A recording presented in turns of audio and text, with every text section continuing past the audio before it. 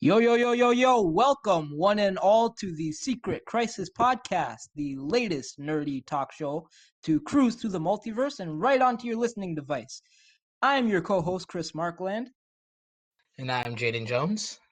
and today we're going to be diving into one of my favorite, most dearest comic book characters in both Marvel and DC by the name of Peter Parker, otherwise known as Spider-Man. Spider-Man, friendly neighborhood Spider-Man. So, for those of you who don't know, Spider-Man 3, which is what they're calling the sequel to Spider-Man Homecoming and Spider-Man Far From Home, the third Tom Holland centric Spider-Man film, has just started production, just going into filming. They're filming right now, I believe, in London or I forget where, but London, it no. just started filming and a lot of news has dropped on it. And I felt that this was the perfect time for us to unpack and just talk about like MCU Spider Man and Mhm.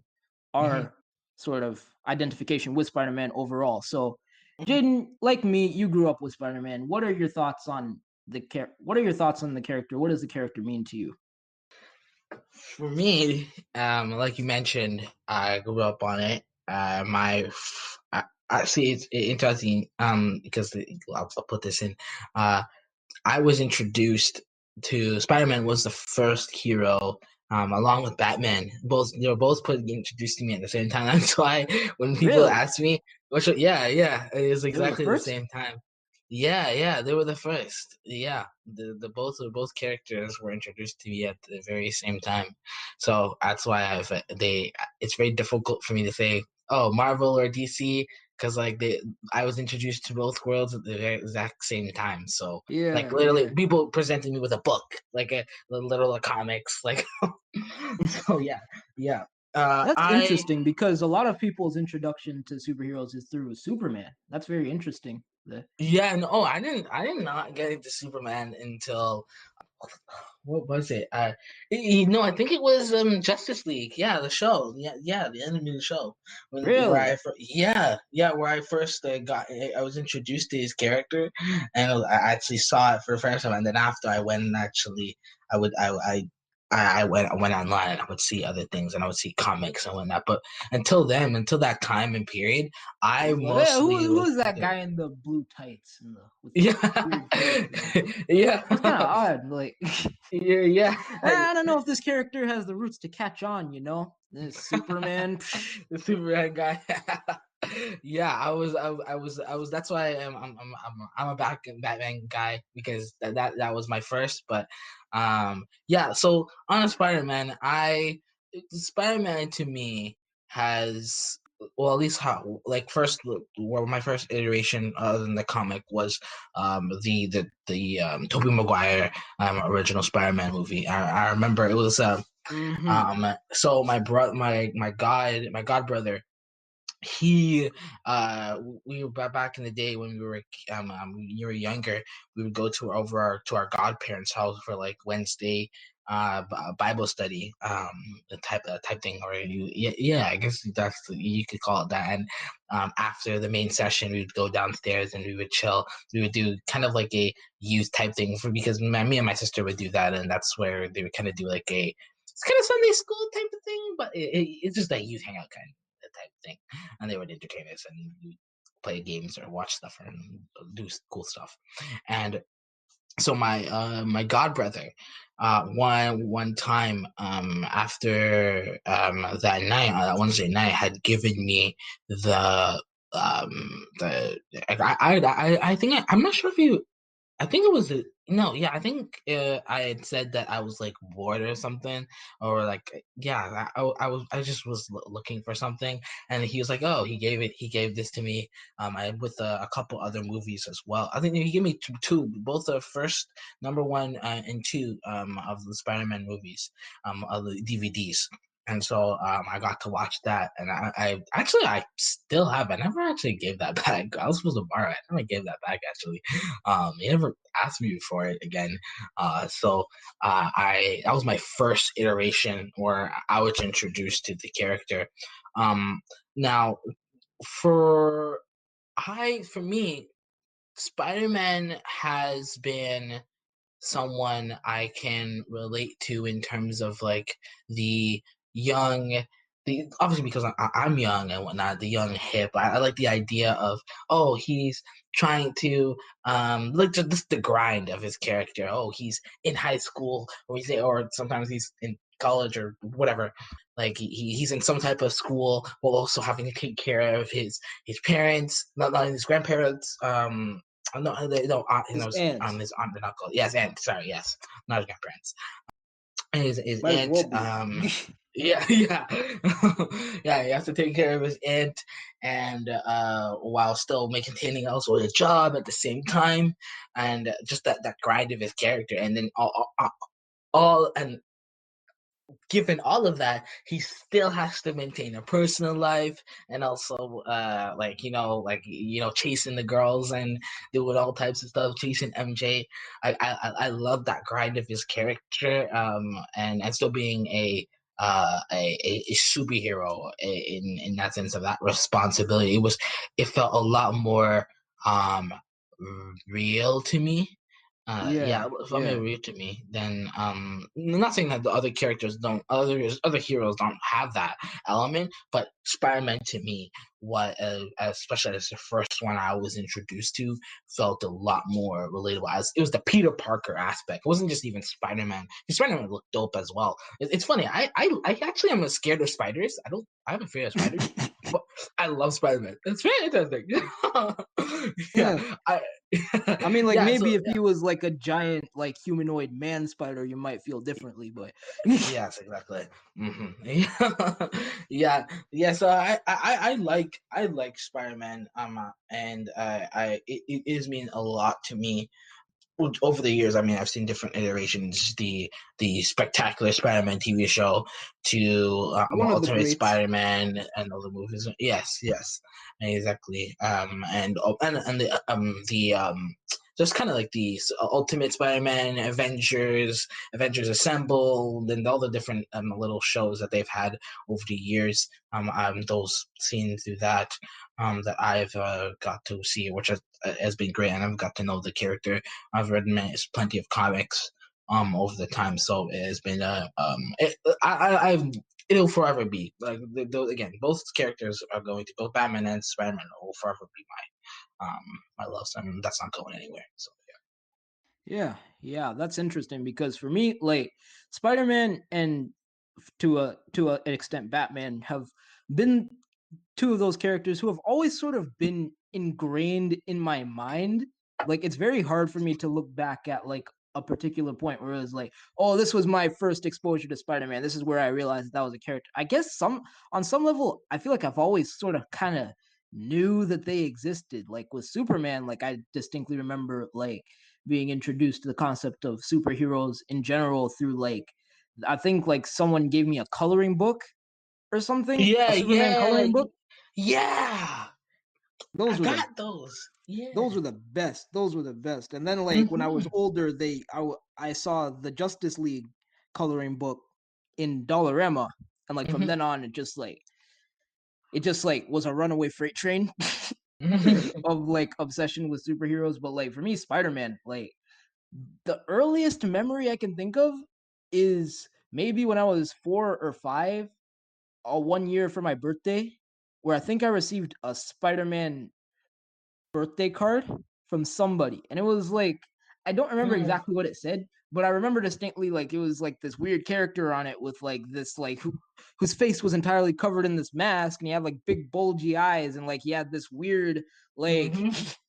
white Yep. fluid coming out of his wrist. I was like, who the heck is this guy? And then, like Yeah. from then on, it just like I was fascinated with the look of the character. But Yeah. the older I got and the more I was exposed to like his stories, the more fascinated I became with the man behind the mask. Like, I feel like as a kid, I didn't really appreciate Spider Man as much. Like, I always thought he was Yeah. cool, but Hmm.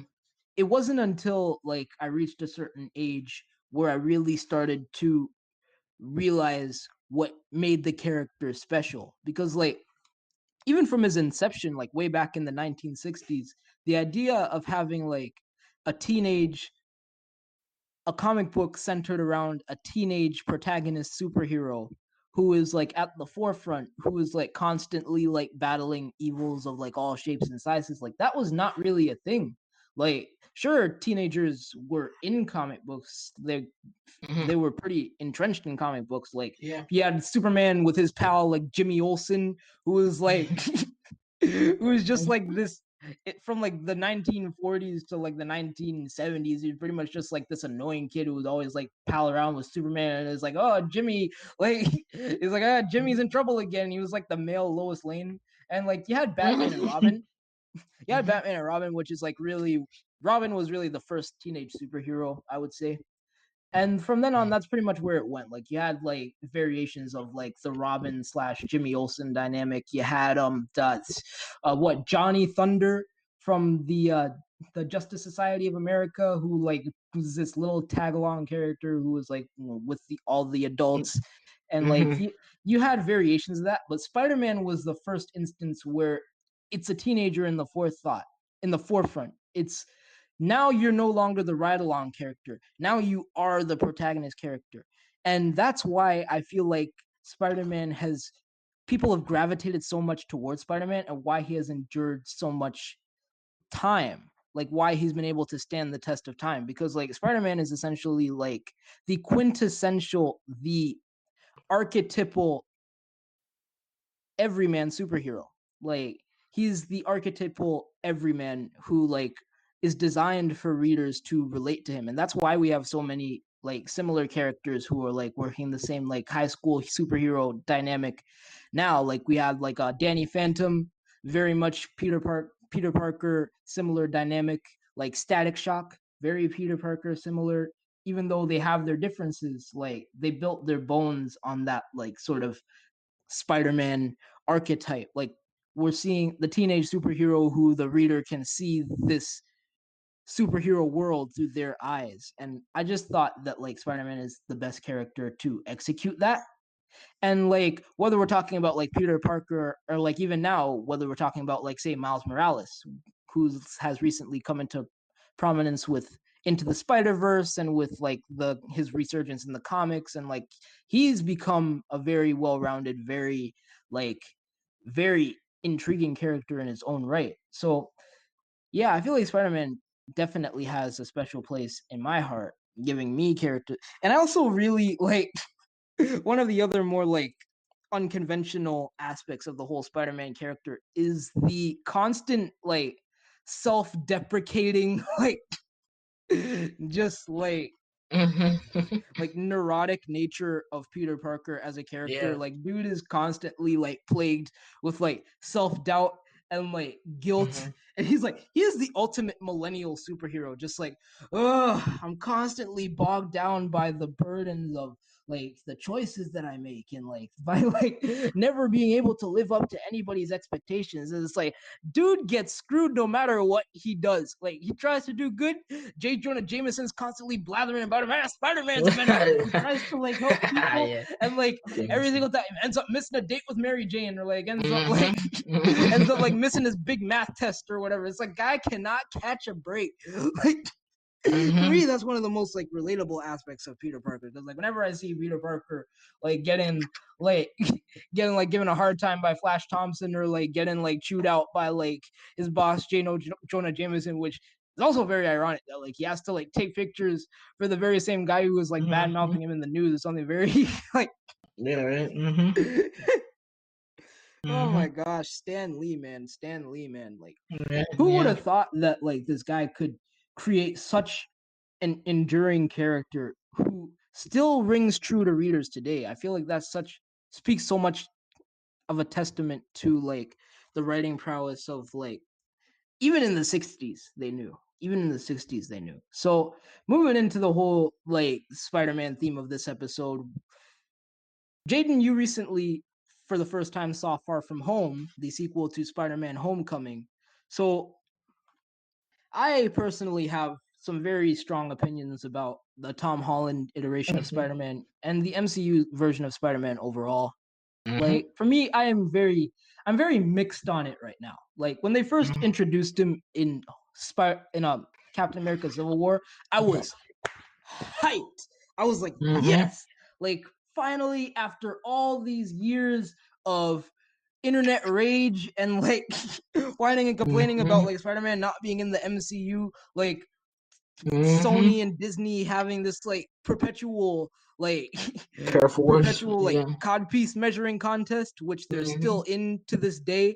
Like this constant tug of war of like, we don't want you to use Spider-Man, and oh, we need Spider-Man in the MCU, and like now they finally rectified that with Civil War. I was so excited to see him, and I was so pleased with his depiction in Civil War. Like for me, like that was the perfect Spider-Man, like the perfect blend of the sort of like the nerdy, like awkward, but still like good-hearted nature of the Tobey Maguire films with the charismatic, more quippy, more like thinking on his feet, more intellectual Peter Parker that came from the Andrew Garfield Spider-Man movies, which for me, Andrew Garfield is my personal favorite Spider-Man, which I could get into that later on. I know that it's not necessarily the most popular opinion, but Andrew Garfield is definitely my favorite. But for me, Tom Holland in that first Civil War movie perfectly blended the two elements into this like amazing marriage of the two.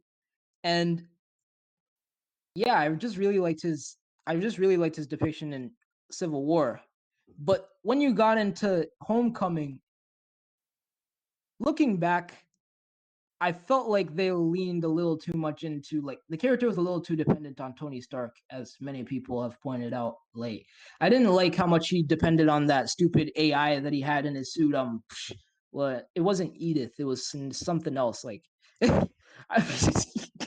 ironically enough, I think it was Karen or something. Like Karen, I think so. I yeah, don't like his know. name Karen the which like if you were to make up that movie today, like that would be sacrilege to call it that name. But like, like yeah, Yeah, I don't know. Like, hold he had it. that I stupid forgot. Karen AI that was like following him around for that whole movie, and he was so reliant on the Stark tech. And he had that like Spider-Man drone, and he had those different web shooter combinations. But for me, the charming aspect of Spider-Man's character is that he's a self-made superhero. Like he made that suit himself. Dude built his own web shooters, and I know that Tom Holland did build his own web shooters, but like Tony Stark still upgraded him. Tony Stark still like gave him the classic Spider-Man's suit. Like he's still like basically like everything about his character was like dependent on Tony Stark. And like mind you, there were a lot of aspects of that movie that I liked. There were a lot of things in that movie that I found positive, but overall, it wasn't exactly. I felt like he wasn't exactly the Spider-Man yet. But for the first movie, look before Far From Home came out, I was like, all right, all right. He's not exactly on that Spider-Man level that I wanted him to be at yet, but it's just the first movie. If they knock it out of the park with the second movie, then then we'll be off to the races. Then I'll be able to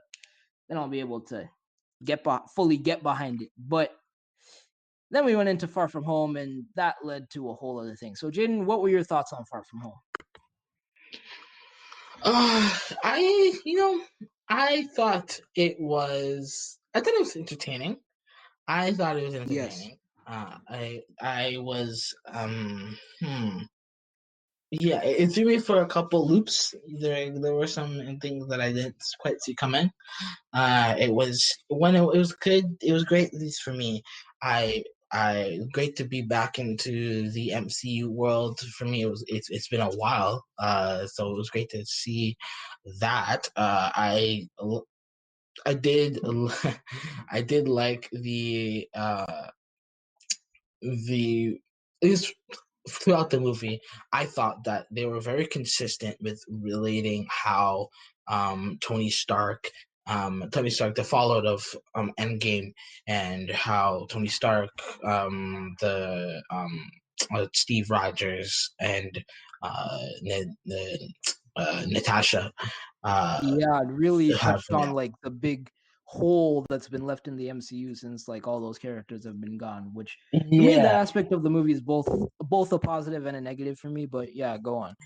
yeah, I enjoyed that. I thought that the one I was quite shocked, and I'm glad glad they put that in, was how after the what do they call it, the snap, or the the phasing away or something like that. Like Yeah, I think like they call I forget what they called it, the fade or something, but I know like they called like when everybody came back, that was the blip yeah, with the blue. Oh, okay, yeah. Yes, yes.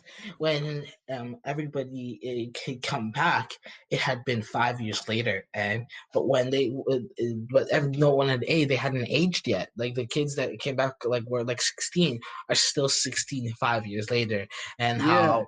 Like the people got their little brothers, the little brothers or little siblings are 5 years older than them, or like are 3 years older than them at this point. It's like Yeah, whoa. which like sets up a lot of awkward situations. Like there are all these like internet threads and like Reddit threads online of like just logical nature of like what would happen if like people disappeared for 5 years and then came back without having aged. It's like what if like someone's husband or wife got snapped away and they decided to remarry, and then 5 years later their husband or wife comes back and is like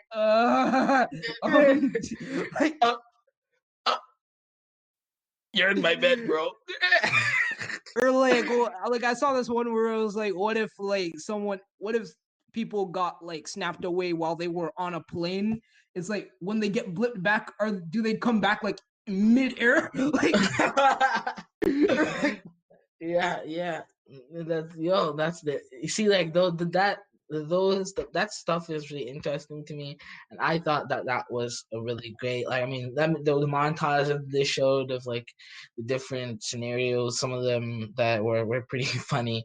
But yeah, I enjoy that aspect of them touching on the real effect of the how that would the whole blip would affect everybody.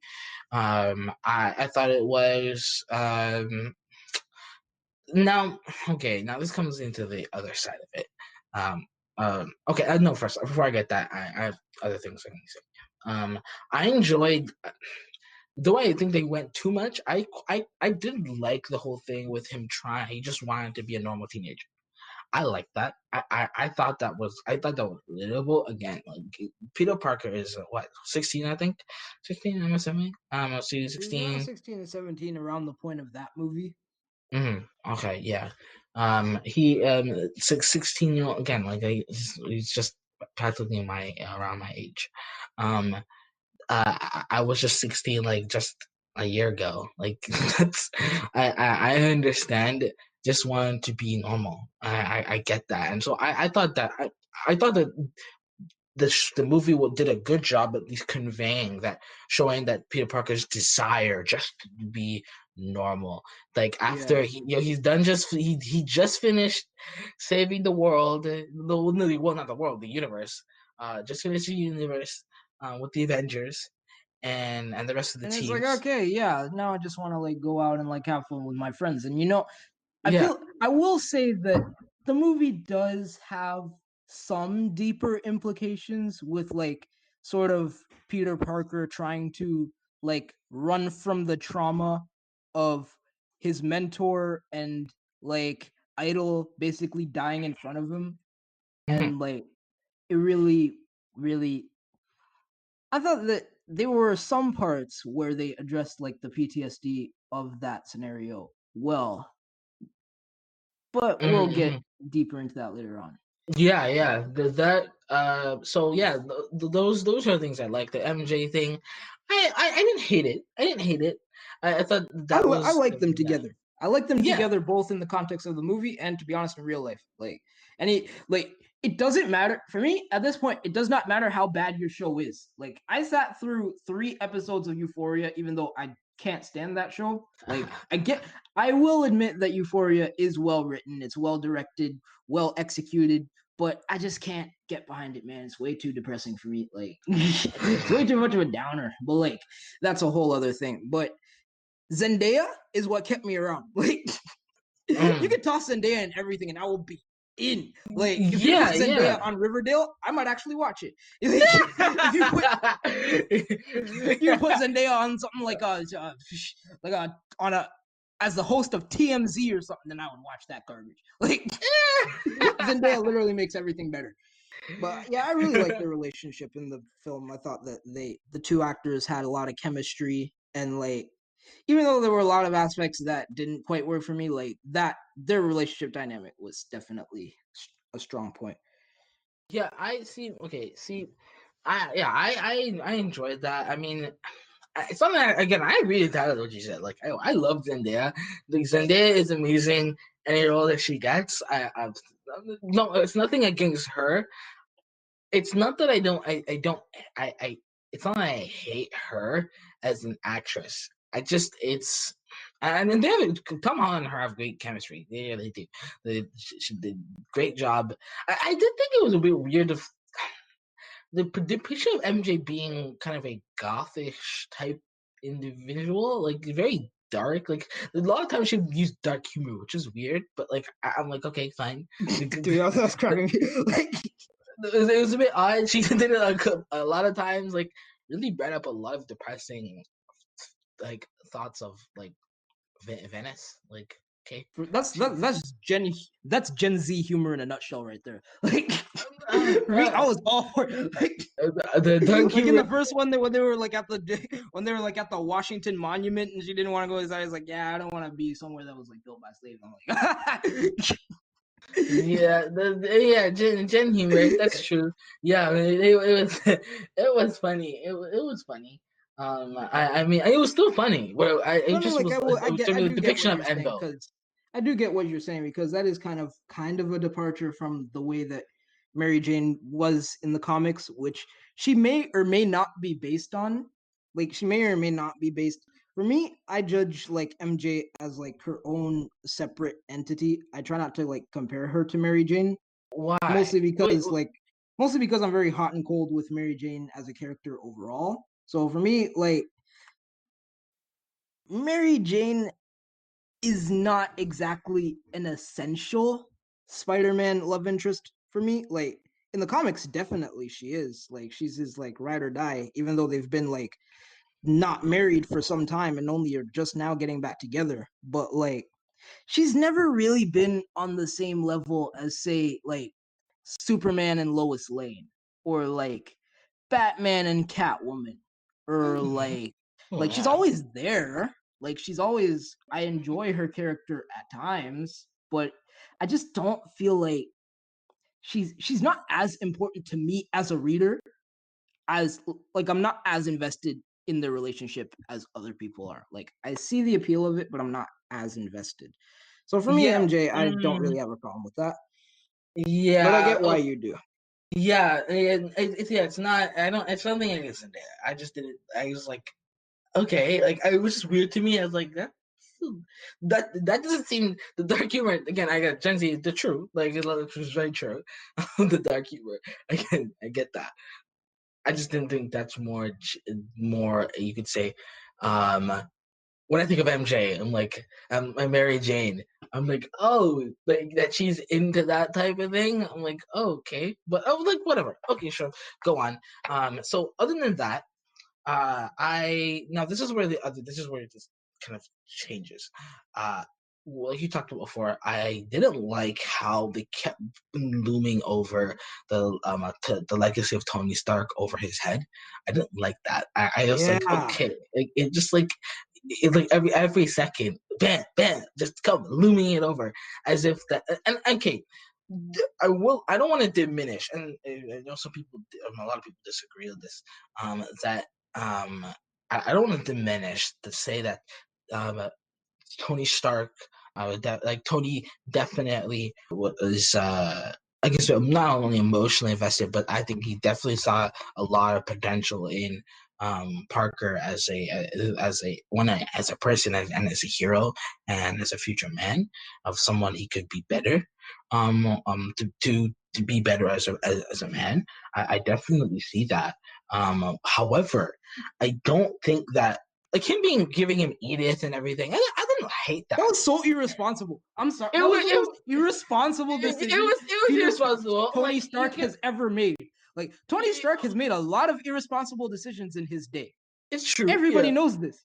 A lot of yeah, irresponsible decisions, but leaving a what artificial intelligence intelligence with that access can to control satellites from space, that with with killer like drones. access to drone technology that can like destroy a city in a matter of hours in the hands of a 15-year-old boy. Ridiculous. Yeah, Ridiculous. yeah, no, that was definitely irresponsible. I was like, yeah, that's not exactly the wisest decision you And it's not made. even like he doesn't have anyone else that he could trust. Like he could have given it to Rhodey. He could have given it to like he could have left it with Jarvis until he finds someone worthy. You could have even given it to Happy Hogan with no complaint. How about your wife, Pepper Potts? Don't you think she runs your company better than you do? I'm pretty sure she can handle Edith. Like, Yeah. I see what they were going for. I see what they were going for in terms of the like Peter Parker, just as a person. I don't think he's not an.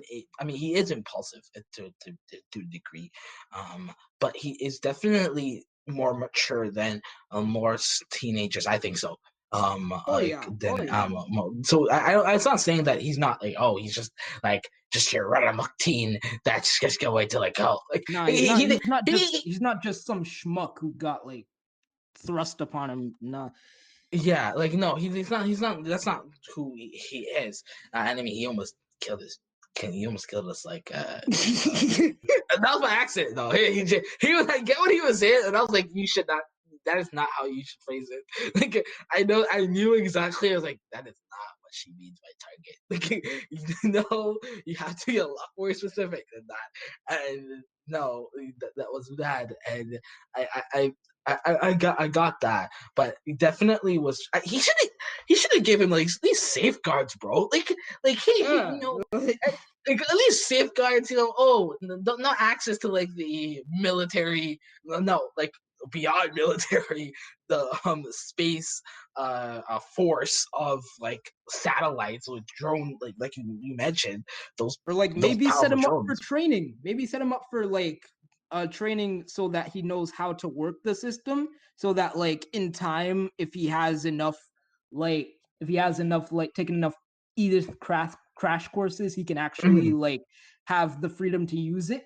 Or Yeah, like yeah. like some type of like preliminary yeah, safeguards, like not access to 100% But they literally everything. just give it Like, to him and be like, hey, these glasses hold the keys to like basically all of mankind. So like here you go, have fun. Like okay, whoa. I'm like, no, like, no. Like, okay, you can give him. I don't have a problem with the hacking stuff. Like, yeah, I was like, oh, that's cool. That's a cool thing. that's Awfully useful. convenient. Yeah. But like the software suit and whatnot, I would again. I don't have a problem with that type of stuff, but the other stuff, ooh, that was. Yeah, that is very irresponsible. I'm surprised that that Nick Fury seemed very comfortable with that. Like, well, I mean, But then again, actually that no, Nick he Fury was a wasn't. scroll, so pretty Oh much yeah, no decision that he makes in that movie is valid. Like, true. Yeah, true. Yeah, right. I was like, really? Are you there? which for me How? is one of the most like what the like Nick endings Fury, of who is any Marvel movie ever, where like you find out that like Nick Fury and Agent Hill are scrolls, and like yeah, the real Nick Fury is on some like yeah. space station somewhere, just like watching over us. It's like what the what like. What is going on? Yeah, yeah, no, yeah, exactly.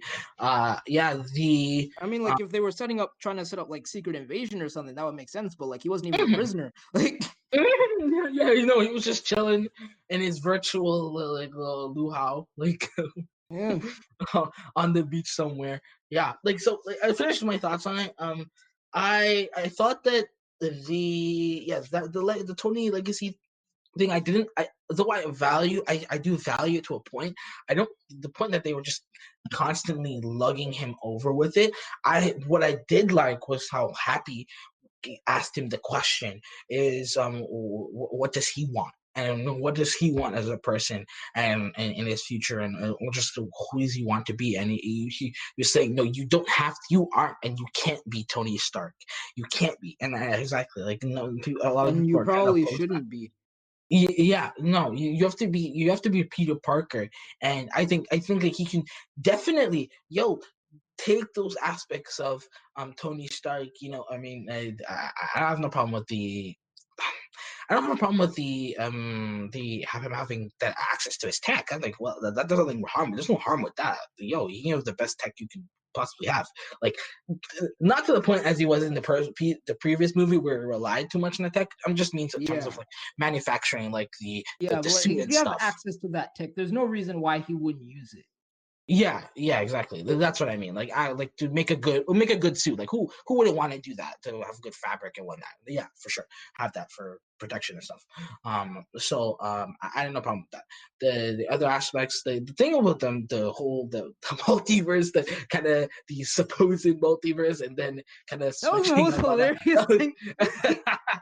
That was Just one of the really. funniest reveals I have ever heard in my life because it capitalized on the over analytic, like Mhm. overthinking nature of nerd culture.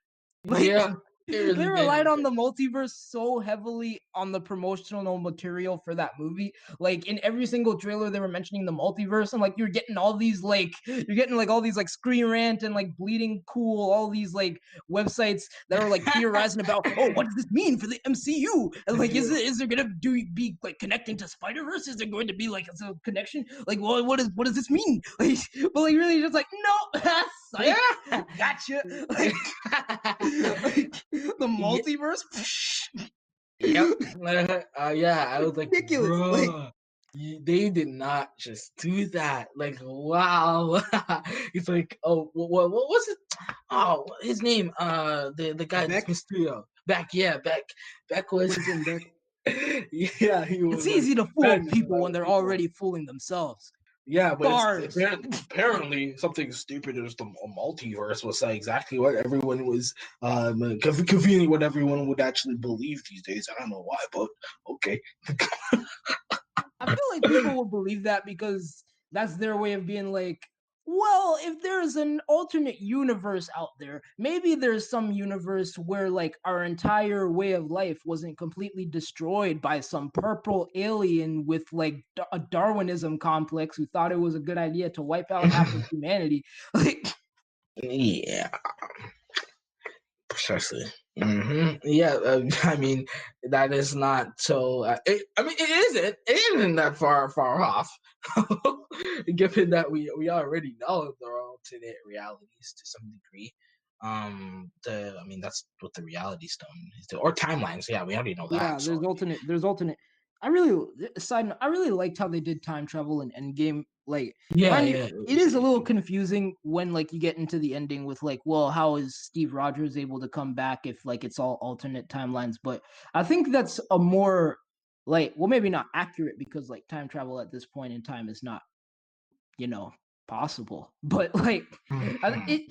if time travel were to exist, I feel like that's how it would work. That like, no, it's not like you could go back in time and like meet your great grandfather and like stop Marty McFly yourself out of existence. Like that wouldn't be like if that was the case, then like history would just like constantly be in a constant state of flux with like everybody going back in time. Because like if that were the case, you would basically have to like go back if you were to somehow go back in time, you would have to like basically like bury yourself underground and like just sit there with like your hands over your ears until like time just catches up with you to avoid making any changes.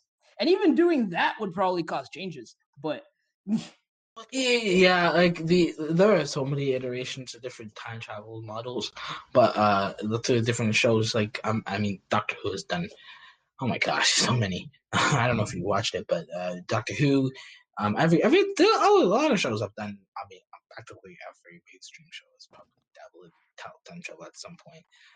But one that you talked about, like going back in time, like the simple model is going back in time. If you change something that not doesn't create a new timeline, that's a more like different type, but like just logically speaking, if you go back in time, if about like what, like a year, Like if I go back in time and I would go to like a certain event that me and you were at, that I would go. There are going to be two versions: the version that existed in that timeline, and in that at that point in time, and then the me from the future, and I could go meet myself, or I could like go knock myself out and then go change some things or something like that, or some stuff like that. Like Yeah, because like that's a causality loop. Because like then it's like, well, if you never went back in time in the first place to do that, that wouldn't have happened. But if that didn't happen, then why would the future you have a reason to go back in time in the first place? It doesn't work. It does not work. Yes, yeah. You're right about that.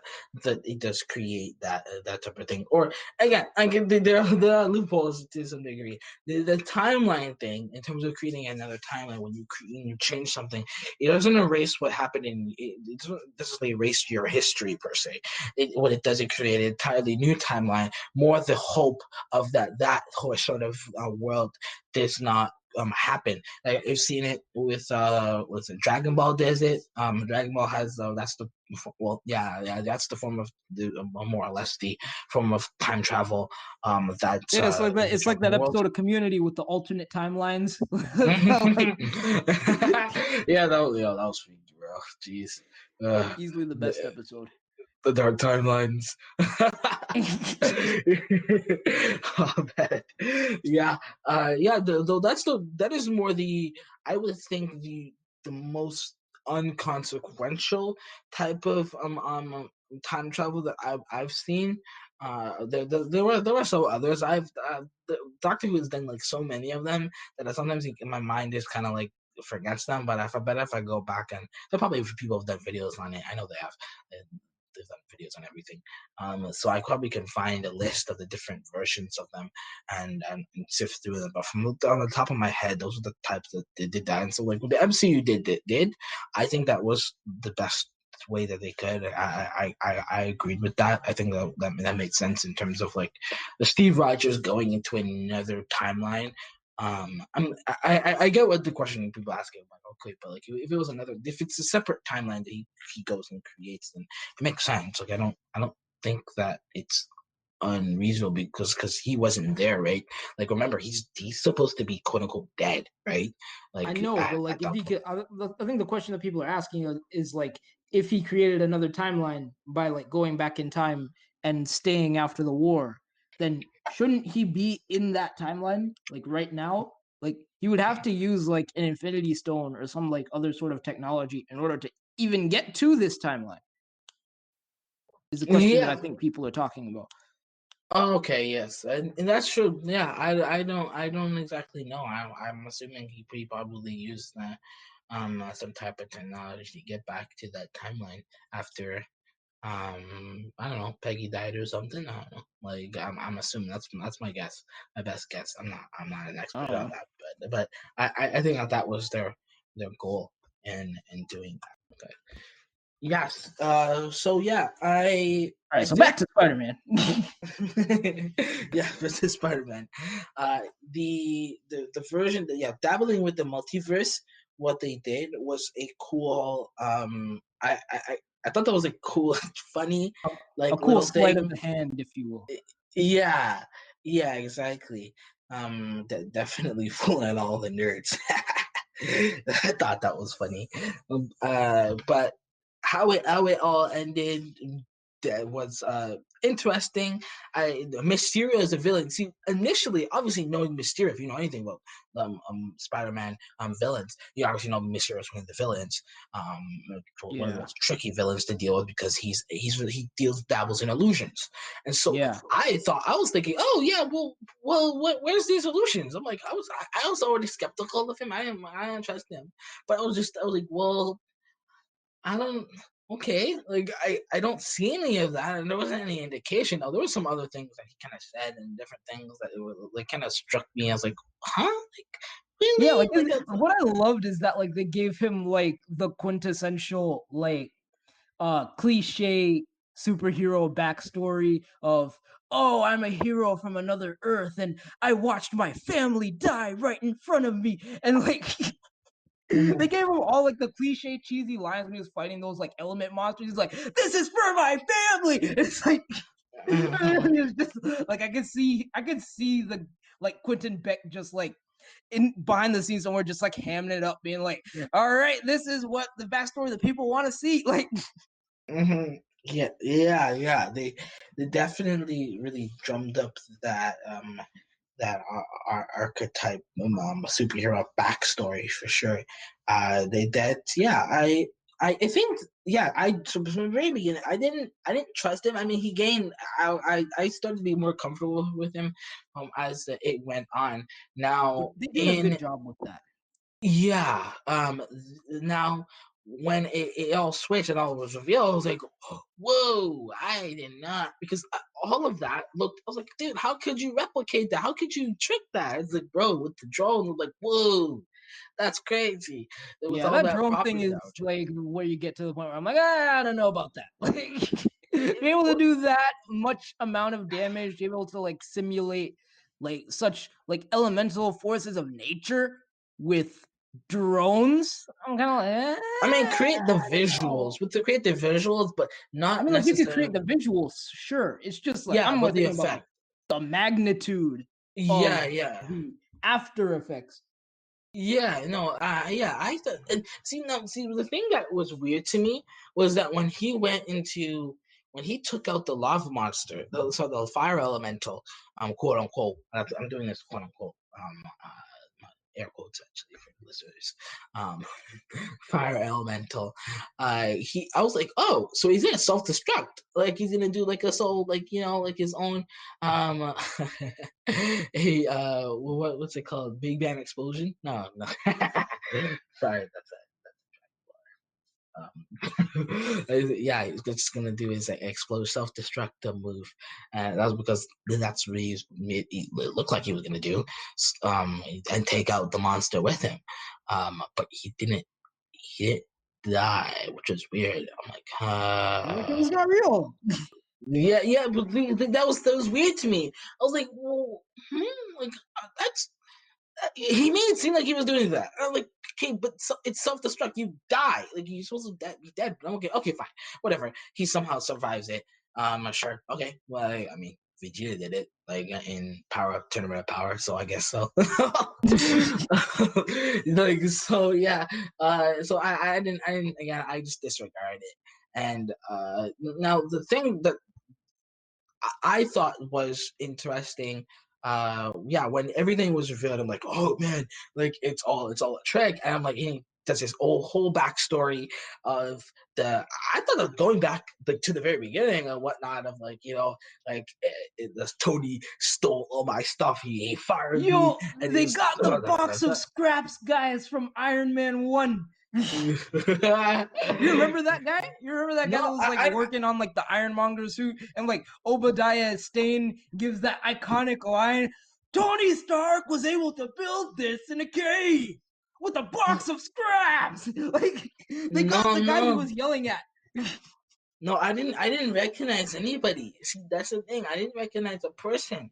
So I was like, "Whoa, that's so it's one of those, eh?" That was interesting of the manipulating of his technology and manipulating that, and it was whole the whole challenge that um what's his name presented was interesting because like it was all about what you can see and like what was real and what appears to be real but isn't actually real and having to like that there's a wall there like that's what Peter was doing, Yeah, right? but That was like a that's not like he's able to like fool you with illusions in such a way that it makes it look real. What definitely the way they implemented Mysterio's powers, mhm. easily the best part of the movie. Easily. Those Yeah, I would dream agree. sequences where like he's fighting Spider-Man, it's like Mhm, those that might be like the best use mhm, of like a Spider-Man villain's powers, or like one of the most like entertaining Spider-Man fights I've seen since mhm, maybe Sam Raimi's Spider-Man 2. mhm. Oh, okay, Like, yeah. I'm not saying that there haven't been cool Spider-Man fights since, but Mhm, never since then have I seen a villain's like particular set of skills or like abilities used in such a way to Mhm. translate to like cinematic spectacle. Like it was just like Yeah, yeah, it was very incredible. intriguing, very thought compelling. To watch. Then yeah, definitely thought compelling. The him like falling through. I think he was in that like I think that complex, and then he was falling through the like in the dream sequence. He was like falling through the ground and the different levels or something like that. And I thought that was quite very Yeah, interesting. and like when he like had all the like statues of the dead Avengers like standing and he was standing on top of, and like Yeah, yeah, yeah, how like yeah. Iron Man came out of the grave as like an Bro, iron that was zombie. Like jeez, like whoa. that Yeah, was definitely. sick. Yeah, exactly. Like really messing with trying to mess see the that was the thing. I like the psychological warfare of him messing with his mind, and it was really tested I think it tested Peter's not only his ability to trust, but also what he who he could trust, but it didn't matter who he could trust. To be honest, Yeah, and like it didn't matter. Mysterio even used Peter Parker's trust against him when he like showed Yeah, up and like he first thought that he was his friend when like really he was just out to like steal his technology. yeah. And like I That easily was think that very Quentin interesting. Beck in this movie they executed him the best way they possibly could have. Like because that's the type of villain that Mysterio is. Like his power is not necessarily in like his physical strength or in like energy projection or even it's in like his ability to manipulate and like he's like Houdini on steroids. Like it's in his ability to like create spectacle and to like create the illusion that he's more powerful than he actually is. When in reality, he's just some clown in a fishbowl helmet that Spider-Man could like take out in 2 seconds.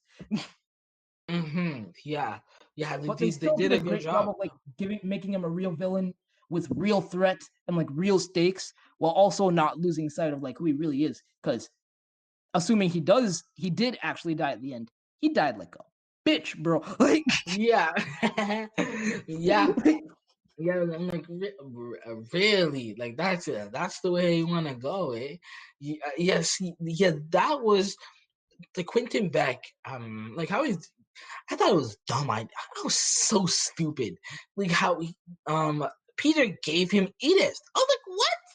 that Why would was you give yeah, him? Come exactly. on, bro. Really? Like For me, I blamed Peter Parker less for that and Tony Stark more. It's like, you see, that's why you don't leave your tech in the hands of teenagers, man. Like, come on. yeah, yeah, yeah. I guess so. I thought. Well, I mean, that Like, letter he's was a kid, pretty he clear. doesn't know any better. Like, The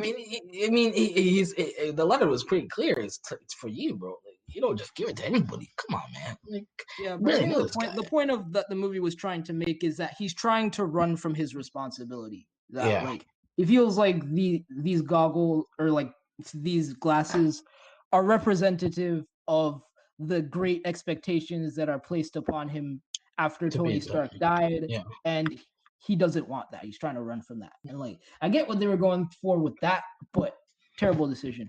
Terrible yeah, yeah, decision. yeah. And that was Idiotic, in fact. yes, yeah, exactly. The now I yeah, or overall how it ended, how that the movie ended after the whole fight. Now, though that the fight and I thought it was so cool having the drones, like how the drones were just multiple. Like you couldn't trust. It's very interesting how you couldn't trust what you could see and what was real and what wasn't, and because the illusion of certain things and how it was like terrorizing the entire like city, which was very fascinating. And no, I didn't understand his motive. Like really, like, he was willing to destroy an entire Yeah, it's city. like Like yeah, really, just so he could that's where he got come in into and a bit of like mustache twirling territory because like at first he was no. just like some guy who was trying to like stick it to Tony Stark now that he's dead, but like now it's like He's trying to be the world hero, the actual world hero. That is. So I'm like, come on, man. Like, dude, that's been much. I he got a lot of pride in a lot of you guys Yeah. getting a little prideful. And it's like, bro, like we all like that kind of stuff rarely ever works. Like it took us less than a year to figure out that like Jussie Smollett or like Juicy Smoulier, as like Dave Chappelle said, was like full of crap. That took us like less of a year to figure that out. And like Not most even, people bro. with like common sense were poking Not holes even, in bro. that story from the Not. second they said it. Yeah, bro. Not Like, even, you bro. really Like, think you could be able to fool the entire world? yeah. I'm like, come on, man. Like, really? Like, see, okay. To say the least, yeah, like he was very convincing, obviously visually because that's what people go off of. Like most people, like they go off of like obvious. So, like if you're seeing freaking lightning coming from the sky, you're going to assume that that's lightning. You're not gonna. Oh, I'm gonna wonder if that's actually. I'm gonna actually. Well, I mean, it is lightning because it's coming from a drone, but like it's Yeah. simulated Maybe I'm lightning. more used to like the more skeptical, like mutant phobic public that like I've come to know from Marvel because like even in like the original Fantastic Four story where like Galactus showed up after like the Fantastic Four made Galactus go away, people started being like, was Earth ever really in danger? Like, was Galactus ever real? Or was it just you using your like fancy powers to make it seem like that was what was happening when it's really like just you trying to look like it's like, bro, a giant purple guy from space descended from the heavens with like this giant tuning fork on his head talking about how he's going to eat the planet. Like, That's a little bizarre. Come on, bro. Like that's a little much. Like really? Like can you really make that up? Can you really make that up? Like you can't yeah. make this stuff up, bro. Like yeah. Like I thought like that. Like it didn't matter what types of. Obviously, I understand that those are some people, but like again, it doesn't matter because when you are simulating natural disasters, it doesn't matter who you are. You're going to freaking freak your mind out. Like you're gonna lose your mind. Yeah, It's like, yeah. whoa, okay, I'm gonna run away. I'm not about that. Whoa, okay, yeah. Like most people Oh, are it's not gonna real, do. guys. Don't worry about it. While everyone's like panicking around you, and like all of a sudden you get like flattened by like falling debris. It's like, Yeah, like whether or not what is real and what's not, most people aren't willing to take that risk. It doesn't. It really. Most people, I bet you, it wouldn't matter. If you do a poll, would it matter? Would you actually go in to ask people if you were in their position? I'm not Would it saying they matter? shouldn't have run. Like, I'm not saying like it wasn't a Oh, okay. dangerous situation to be in. I just don't think that. People would believe I that. think eventually people would have figured it out. Like, eventually Oh people would yeah. have found out like long after the fact. Oh yeah. People. I think that people would I'm have just saying figured it's a it out. pretty poor constructed plan on Mysterio's part. Yeah, no, and for momentary gain, I think that it was Sure, quite sure. well, You'll be quite at Europe yeah, for like a little while. yeah. For momentary gain, people will move on. I mean, you're not that much, bro. Like you're not really that great, but like okay, Yeah, like like this is the MCU, man. We got like gods and like monsters running around. Like, yeah, man. Yeah, exactly. Yeah, bro. Like they saved the universe, man. You saved the Earth. Like, come on now, bro. Like, you're not really that big a deal. Chill. Like, relax yourself. Like, up in this town. Yeah, like that. How he screwed over Parker in the end, Peter. I was like, what? that was whoa. That was my I like. was like, no, he's not gonna do it. I was thinking, no, there's no way. And he did just like the last little Hail Mary. Oh, if I go, it's just one. And he sent it to our guy. Like, yo, that was when I saw that in the theater. I did not know what to think. I'm like, I either love this or I hate this. And depending on how Spider-Man 3 is executed, will determine my opinion on it. Right now, I'm definitely in between. But like in terms of Spider-Man Far From Home, like as a whole for me, like I'm so torn on it because you got this one side of me that's just like watching it as a movie. And like as a movie, it's a very entertaining film. It is. Like it's a It very is. Yep. entertaining, very like mostly well written, albeit with some flaws. But like overall it's a very solid, very good movie. But the Spider-Man fan in me, who grew up on like Spider-Man the animated series from the 90s, or Spectacular Spider-Man, or like reading the Spider-Man comics, or like Brian Michael Bendis' Ultimate Spider-Man, I couldn't help. There were several points during that movie where I couldn't help but sit in the theater, gritting my teeth. First of all, the whole Tony Stark thing. Like, I get that Spider-Man looked up to Tony Stark in this version. Many other versions of Spider-Man do. Like, they have a sort of similar dynamic in like Ultimate Spider-Man, where like Tony Stark is the more like older, like the more older, more seasoned veteran hero, while like Spider-Man is just sort of starting out. But the way that they frame it in the film is just like they placed way too much of an importance on Tony Stark, to the point where they were trying to replace, it felt like they were trying to replace Uncle Ben with Tony Stark. And this is where this is where I run into like this inner dialogue with my mind, because on one hand, a lot of changes that they've made for this iteration of Spider-Man, I completely understand why they changed them, because they're trying to distance themselves from the Tobey Maguire and Andrew Garfield movies to justify their existence. Because the average moviegoer, when they see that the third Spider-Man reboot that we've had in the last like 20 years, they're gonna be like, I don't know if I want to check out another like kid Spider-Man again. Like they want, which is why they're leaning so heavily into these elements of Spider-Man's character that aren't necessarily super important to the mythos. That's why we're getting a movie about like Spider-Man going to Europe when like all of his stories mainly take place in New York. Or like that's why we got like this new iteration of like MJ, mind you, a new iteration of MJ that I really enjoy, but isn't the classic MJ that like comic book fans are familiar with. That's why they changed characters like, say, the dynamic of characters like, say, Flash Thompson, or why they gave him like Ned Leeds as like his like best friend, which a lot of those changes I really like. I really like those changes. But when you change things like Uncle Ben and like his dynamic with Aunt May, two elements that are fundamental to who Spider-Man is, that's when I have a problem. You cannot, under any circumstances, replace Uncle Ben with Tony Stark. I get it. I get that Uncle Ben's death has been, for lack of a better phrase, done to death. Like, they're literally beating a dead horse every single time we see the death of Uncle Ben. Like, it feels like they're constantly like digging up his grave, like bringing him back again, just to kill him off again. It's like every two, how many? Is it every 4 years? You just like, hey, Uncle Ben, we're just gonna do a seance today. Sorry, bro. We're gonna wake you up to a little. It's like him and the wings, man. Like literally every single time. Like, hey, sorry, we gotta kill you again. Like people might be confused if they don't see the origin story. Like, I get that you don't want to see Uncle Ben's death again. I get it, but you don't have to show it.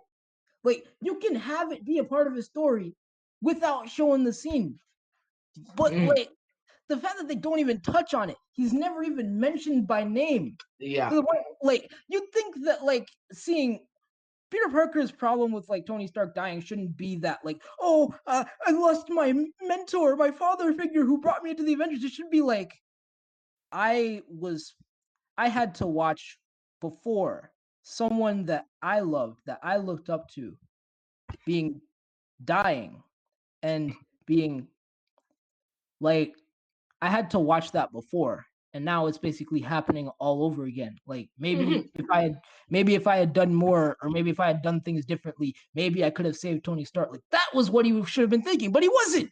He wasn't. It was just, oh, I'm sad that he's dead. Oh, I'm sad that he's gone. It's like, yeah, we're all sad, man. Like, we're all sad that he's gone, but he ain't no Uncle Ben, and he shouldn't be your Uncle Ben.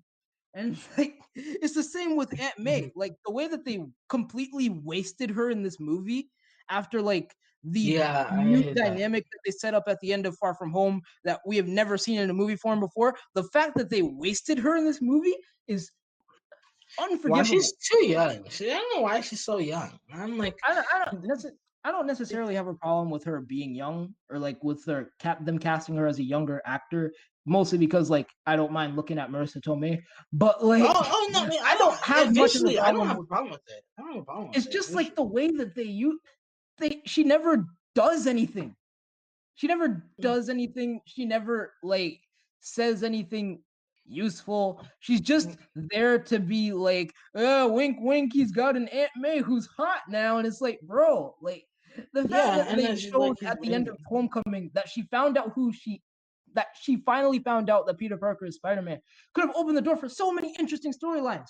Like that was a big thing when they did it in the comic books. There was a whole issue called The Conversation where Peter Parker and Aunt May had to like work through the fact that you were Spider-Man this whole time and you were lying to me. Like your entire adult life, basically. And like they had to, like, it was believable. The same thing with Ultimate Spider-Man.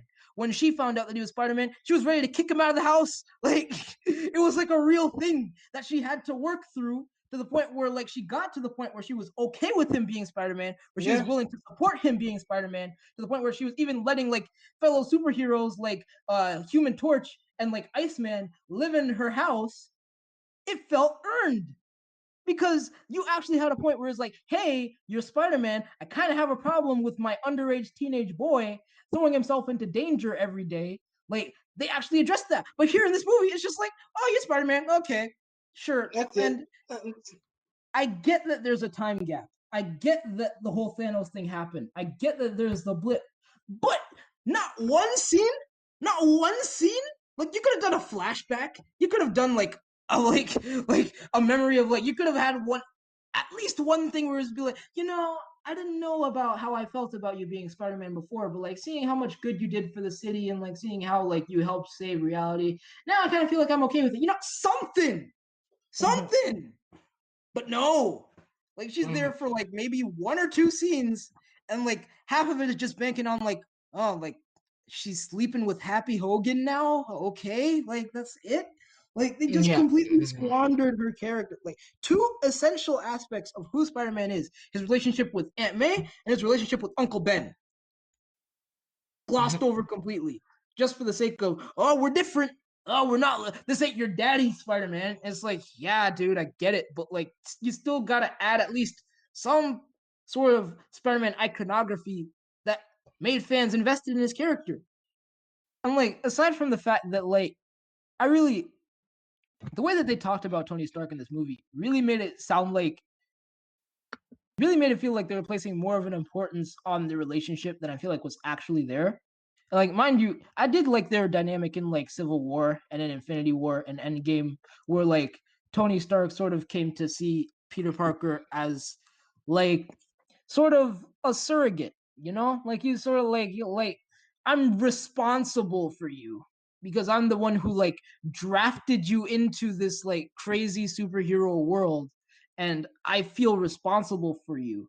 But I never really got the sense that, oh, Tony Stark is like his father figure or anything. It's like I never really got to me like, no, mentor, like maybe like older brother sort of, or like to me it always felt like Spider-Man was more Iron Man's like pet project more than he was like his surrogate son necessarily. But like maybe Yeah, I see. I thought so. I agree that I don't. So if I would have done this, I would have had, yeah, definitely them kind of just basically abolishing all of like Uncle Ben's legacy, and as you could say the groundwork for Peter's birth into Spider-Man. Uh, I I would have not done that. That was just, it's too central to his character. So I would have kept that as it has been historically depicted before. They didn't. You don't have to do the whole scene like you said. You don't have to do that, but at least have that be there, to some degree. Now and then on top of that, now I would have. Oh, no, what I wouldn't have done is I have no problem with having Iron Man having a very integral and impactful relationship with Peter. No, I have no problem with Not that. at all. Not at No, all. That's not a problem. I would have what I just would have done. I would have not had made it be that he was some type of a father figure. For one reason, and I'm not saying that Tony is the greatest person to look up to. He's not exactly the He's greatest come a person. long way, definitely. Yeah, he's come a lot. He has come a long way, and I do think that there's a lot of things um Peter could learn, and I think, and this is where the aspect of the father argument I could understand where people can understand is where that I think that I think for for um uh for Tony, he thought he felt like how could I say that? Not saying that his relationship with Peter was solely because of this, but that he could see something in Peter that he wished he had himself, and that Yeah. he wanted to be big, help steer Peter on a path that he didn't he wish he wouldn't have gone on. I think that is one aspect because really and truly, like in Happy kind of touched on this a bit. One, and we already know this. Tony lived a very well, you could say, I don't want to say depraved, but like Troubled. yeah, a very troubled life. I mean, he was an alcoholic. He had a lot of a very a workaholic, an alcoholic, of a lot of you could say well over the years, a lot of very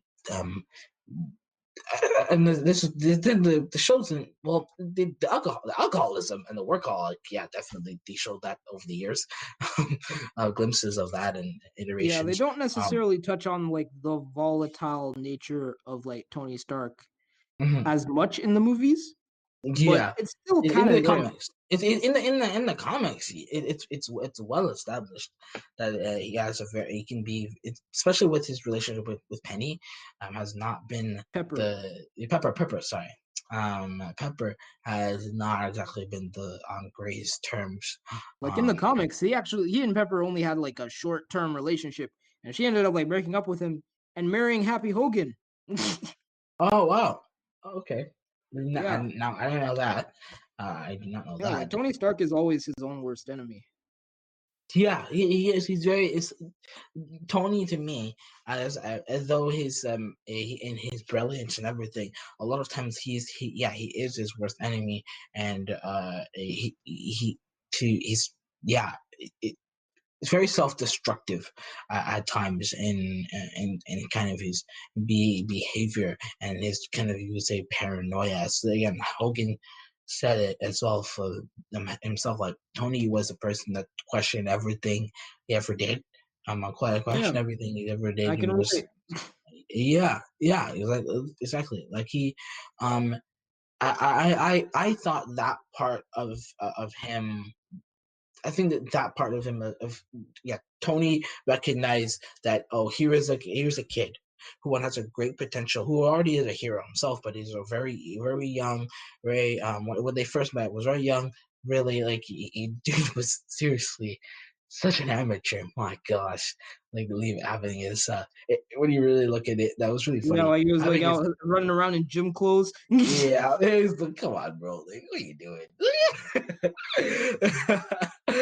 Yeah, keeping his stuff in his I never forget the scene, but I remember. I think like he or He Tony kept would his find his like his stuff. clothes The like in a suit. floorboard above his like in his room. Like he Yeah, it's like really amateur stuff. Like, come on, bro. Like, really? That's like yeah, like that he type kept of his stuff. Spider-Man in his closet or something. Like at Yeah. least Tobey Maguire had a chest. Like Yeah, right? Like, at least you have a chest to put it in. Like Yeah, like I thought of that aspect of him. He saw that this kid is really young, not as one aspect of a superhero, but just as a boy, and a future man, that he has a potential to impact this kid's life, to make sure that on personal decisions to not go down that same path that he went on. That you could be better than I could, and I think as a Which like mentor they really figure. touched on that in Homecoming when Tony Stark was alive, and when he was like, I was just when Spider-Man was like, I was just trying to be like you, and Tony Stark was like, I want you to be better. It's like that. I think was a great execution of that, but I felt like they just like Yeah, banked on it way too much and like yeah, pushed it way too much in Far From Home, and they didn't push it in my opinion for the right reasons. Like every time that like Spider-Man loses someone, there's always that undercurrent of like Uncle Ben. Like, and the problem that I have with this movie is that there are so many opportunities that I saw that you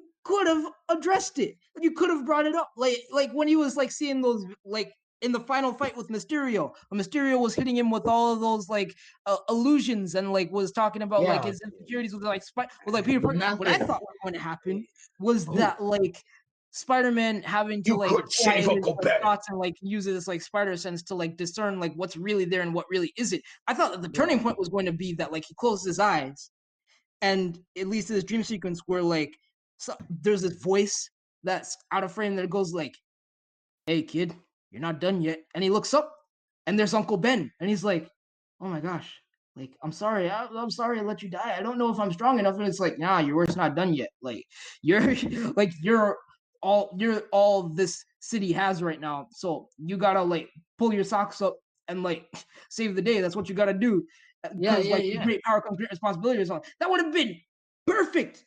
But Yeah, no, no, he just nothing. like They uses didn't. They spider sense. didn't. It's like Yeah, just breathe a little exactly. faster and like Yeah, he didn't even see. The thing is, I would have thought.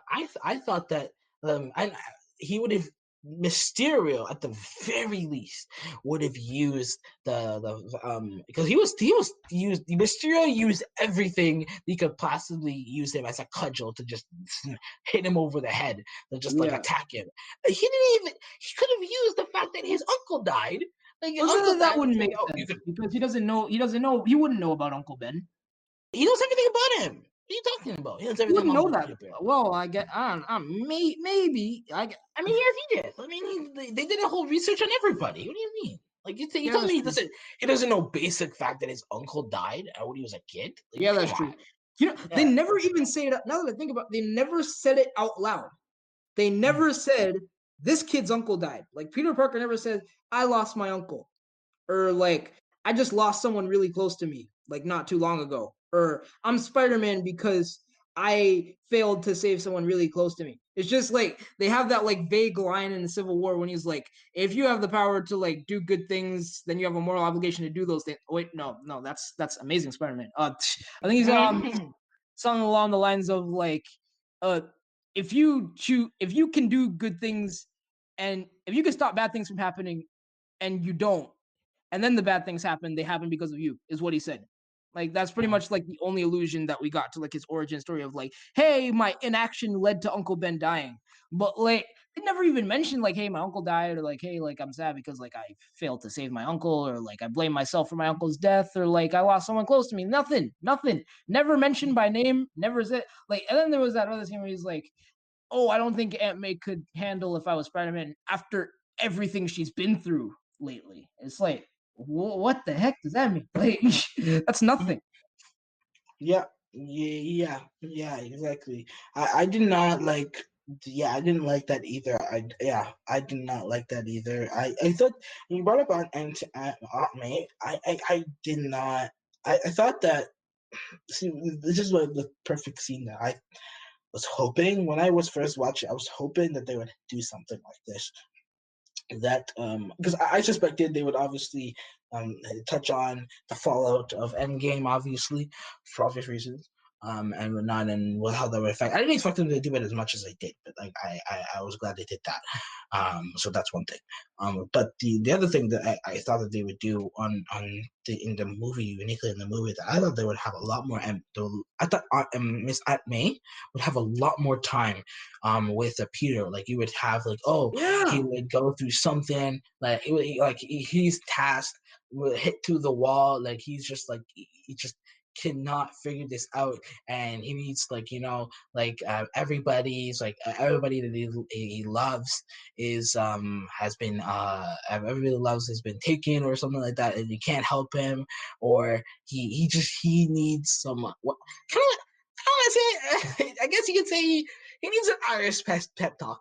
Yeah, really, he really does. Like, because if you're looking at like in terms of like familial speaking, like Aunt May is literally all he has. Yeah. Literally all he has. He has no one else. Like Mhm. she's his only person who A knows his secret, B that he can like actually confide in and trust, and like B that actually like cares about him like in an intimate level. And like yeah, he has MJ now, but like in terms of like who he knows he can trust, like Aunt May is all he has.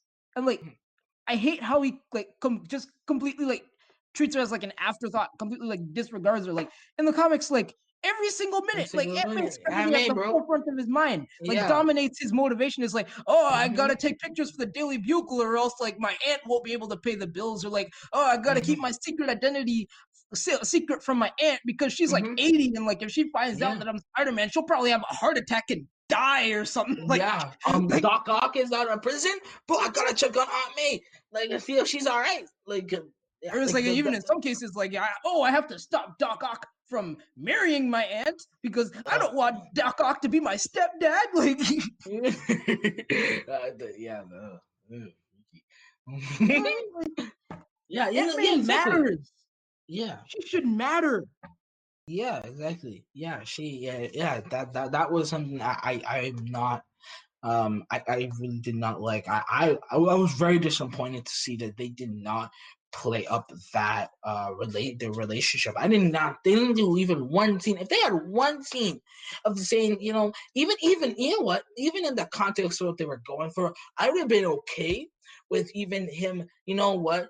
He just breaking down because they haven't really had a chance to really talk about what to that conversation about what Stark meant to Tony, what Tony meant to Peter, and how that's affected to him, and just everything all together, and him just saying that it's just too much.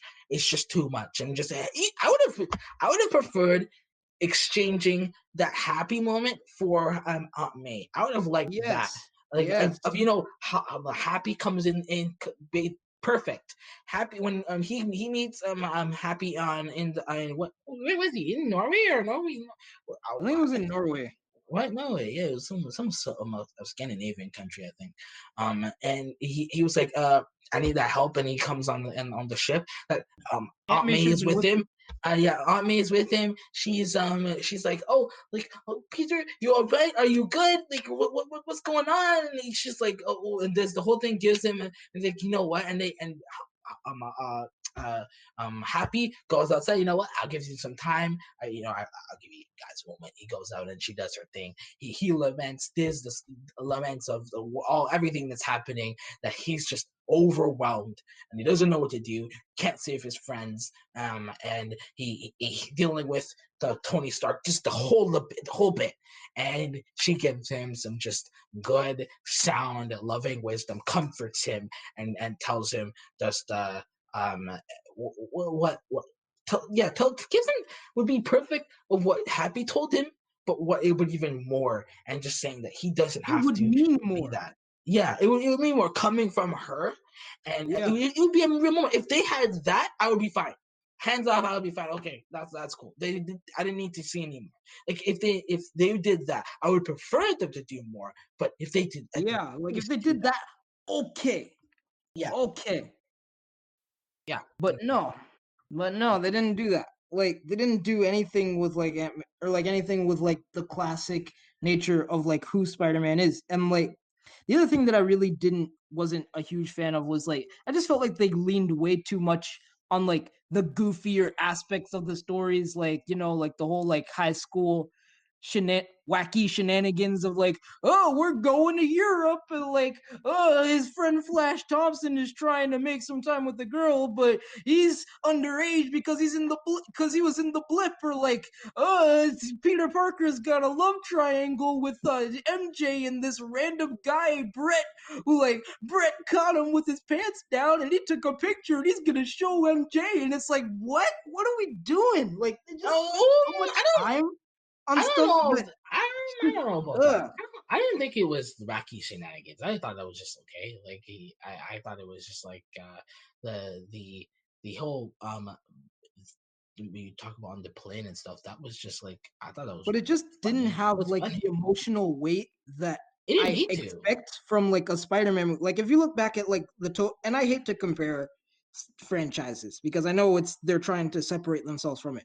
But if you go back to like the Tobey Maguire films, it's like Mhm. it's constant emotional conflict. Like dudes like has to deal with like the fact that like his best friend thinks that like he killed his father, and like his like basically like hates him, like hates everything he does. Like he has to deal with the fact that like he can never be there for like the love of his life, Mary Jane, that like he's constantly having to like disappoint her and can't even tell her why. Like his aunt is like his house is going on foreclosure, and he can't even like scrape up enough money to make rent, let alone like save her house, and like she basically has to like lose his house, and like that's real stuff. But in this movie, what are we spending most of our time focusing on? Like Peter Parker not knowing if he wants to like live up to Tony Stark's legacy, and love triangles, and like Ned has a girlfriend now that he just met on the plane, or like it's I just mean, not what I I come don't. to expect from a Spider-Man story. Okay, hold up. I don't think that the idea of him having love triangles. Again, I didn't hate the idea. I thought the guy would the guy that the other dude. I thought that was weird. I could have done without it. But the idea of him like wanting to spend time with MJ, I just thought he was just trying to be normal. It was just trying to I be mean, like I normal get and do it's not the that. love triangle. Like if they wanted to do a love triangle, fine. I just felt like they played it up way too much for laughs and not enough for like emotional conflict. It was just more like, oh, this is a thing that's happening that's like, oh, isn't his life complicated? It's like, like if you want to do like they've done love triangles in Spider-Man stories a lot, Mm-hmm. but in them, like they actually meant something. Like with the whole like MJ, Peter, and Gwen dynamic, it's like he's actually Mm-hmm. torn between these two people, and Yeah. like he likes for both of them for different reasons. But like, I never really got an indication in the movie that MJ even really liked Brad. Yeah, Like, no, it was more. It was more just like it was very one sided. I was like, yeah, bro. did you even like him? I don't think she's interested, bro. Like never once did I look at that love triangle and think that, oh, Peter Parker might not actually get the girl this time, or like, oh, they might not actually like they might actually go differently. I knew exactly how it was going to end, which for me is like it's a waste of time. Like if you're not gonna do something interesting with it, if you're not going to like try and like turn on some, I'm not saying you have to like break the barrier or anything. Like if you're not gonna try and like add any like original emotional weight to it, it was just literally there just to fill time. It's like, well, I could have done without it. Yeah, that's fair. It's fair. I agree with that. I just thought that I do think that the love triangle I regret like I could have done without him. I didn't mind the relationship aspect. I thought that most of those things were more just his just desire, just be normal. That was what really I just thought of what what's his back asked him, right? Was just yeah, what do you want? What do you want to do? After Fury blew up on it. Yeah, like it's not necessarily like that's the whole thing about like my thoughts on this movie. Like it's not necessarily my problem that they had the love triangle in it. It's that they didn't take the opportunities to do as much with it as they could have. Like I didn't have a problem with them including Peter mourning Tony Stark. It's just that I didn't feel like the emotional impact that was there for the right reasons. Like I didn't have a problem with like the fact that like Ned got a love interest. It's just that the way that they did it, it was just clearly for comedy's sake and not for character development, like at all. The point where like at the end it's just like, oh, we broke up. just want to see other people. It's like, Yeah, like we spent the whole movie following this. Like, it just break out like, okay, and that's the joke. I get that, but like, I can't help but feel like waste of time. Like, waste of time. And like everything else though, the whole Quentin Beck plot, I thought was handled pretty well, albeit with like some contrivances and like conveniences. Like that whole scene in the bar where he's like congratulating everyone while like fully mapping out his master scheme from like start to finish, everything he's done. I thought that was ridiculous. Like on Dr. Doofenshmirtz levels of like what? Like but he's like, and thank you for making sure the like getting all the information that we needed on Peter Parker, for like having his house followed, and like for you for getting all the technology that we needed, for hacking into the Edith database, for like getting us everything that we needed to like make Mysterio come to life, and for you, good sir, for like crafting the Mysterio identity, and for like making my costume and all. It's like, what? Like I would have given for getting me a hot dog. it's like, what? Like, what? Who does that? Like, I would have been willing to call this the best movie of all time if, like, the entire time that, like, Quentin Beck is giving this whole speech, like, after he finishes, he just looks over to Peter Parker and he's just, like, sitting there with his arms crossed, like, what did you say? Like, I would have been willing to call it the best movie of all time if that happened, but in fact, it did not. Like, yes, yeah, you're right. Yeah, like, yeah. that's my problem with. That's why I'm so split on this movie, because my problem is not necessarily that they decided to go in a different direction with Spider-Man. It's that along the way they lost sight of who Spider-Man is. Yeah, yeah. I think like even now, like we could go back to the argument of, okay, first Homecoming, I get that he relied too much on the suit, I get that they didn't address Uncle Ben, but it's the first movie, you know, like maybe like further down the line, it's like the Star Wars sequel effect, you know, like the first movie didn't go dive deep enough into like the character mythos and like the like legacy as I was hoping, but it's the first movie, maybe they'll smooth out the edges in the sequel. Then the sequel happens and like, okay, they're going in a different direction entirely. I don't know if I really like that, but you know, maybe in the third one I'll change my mind. Like if they really bring it home for the third one, then we'll see. And then like the third one comes around and it's like, the third one is gonna make or break it. Like the third one is gonna be like, okay, do I like this iteration of Spider-Man or not? Because like even now that like I was excited at the end of like, okay, we finally got like he knows who he is now, like he's not trying to be Iron Man Jr., like he's going to like just be his own person, be his own superhero, be his own Spider-Man, we're all good. And then what happens at the end? His identity gets out in the public.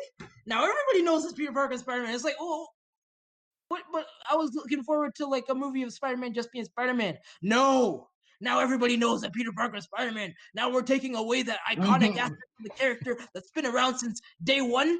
It's over now. It's like, yep. Bye-bye. Can't have that anymore.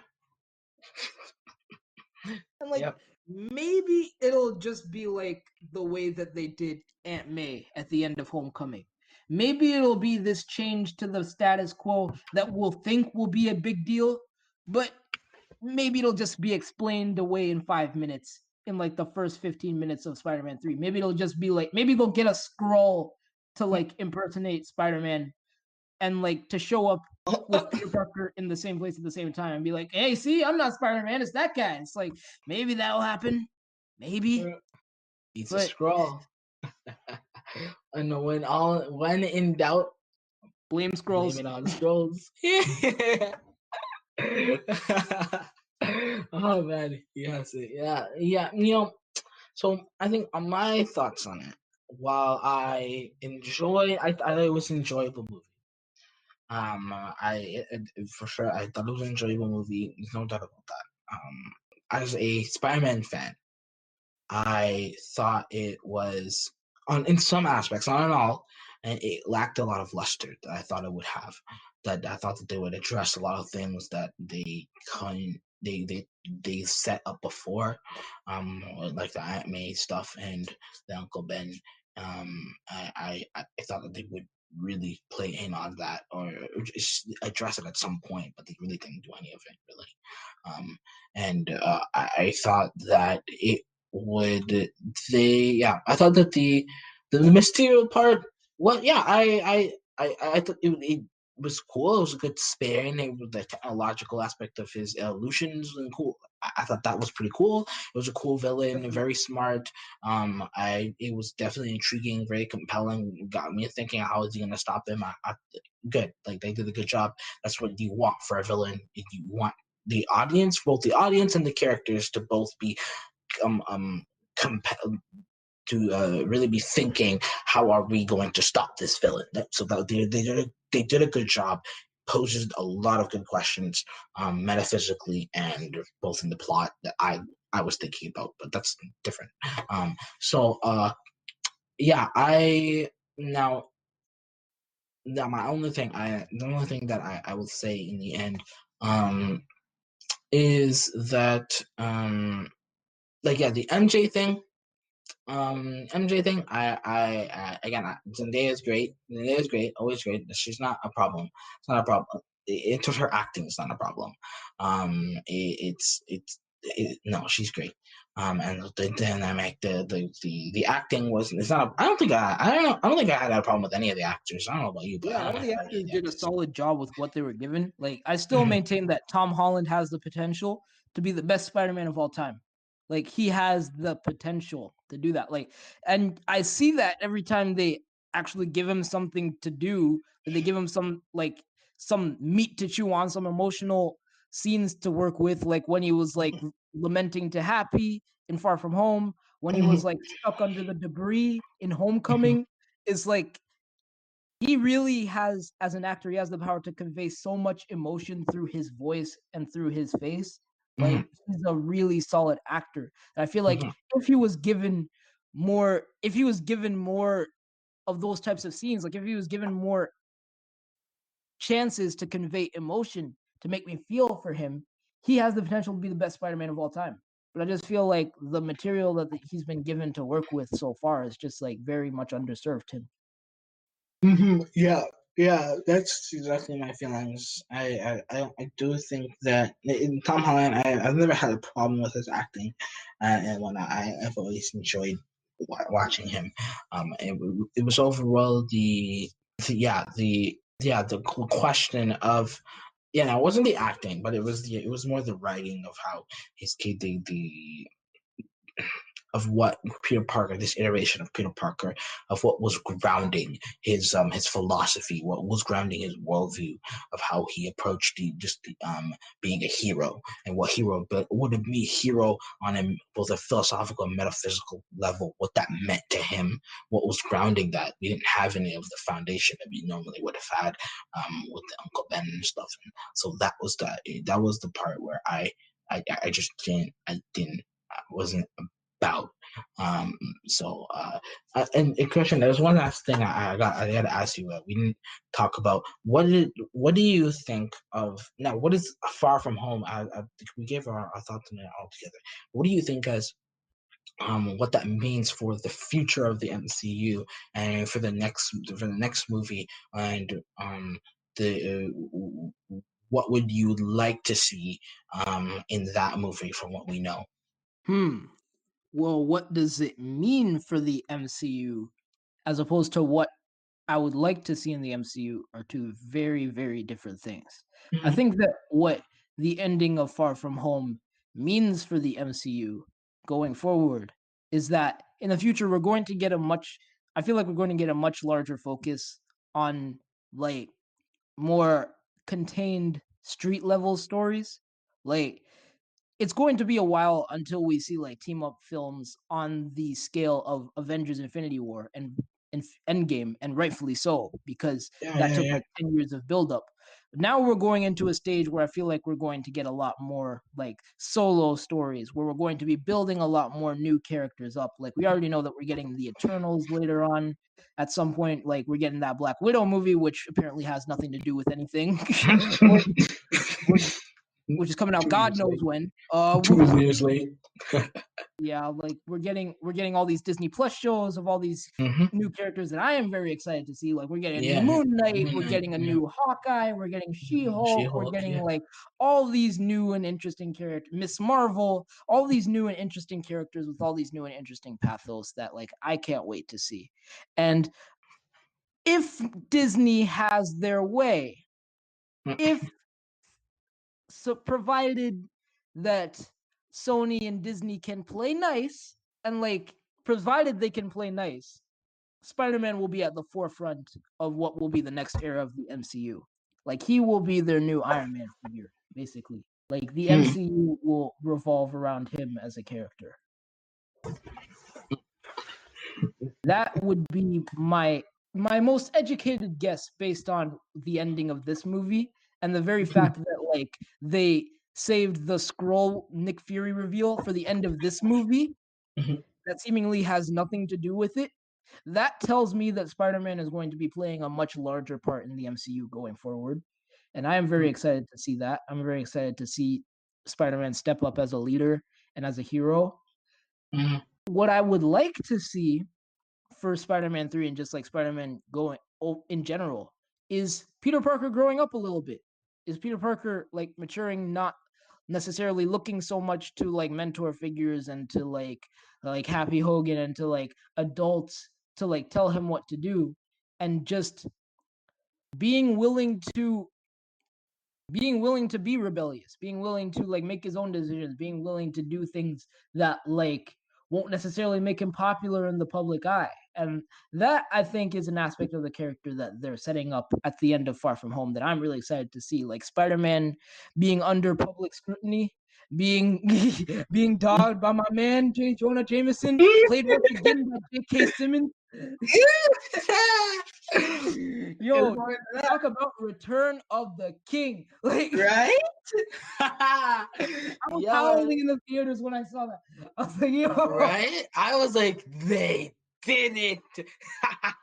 Out of the one publication that you could have put it, they put it at the man, the man, the myth, the legend, J. Jonah Jameson. Wow. Yeah, so that I'm really excited to see. I'm really excited to see like Spider-Man dealing with the consequences of being a superhero and not always being liked, because that's an aspect that I feel like has been lost in this like movie series as well.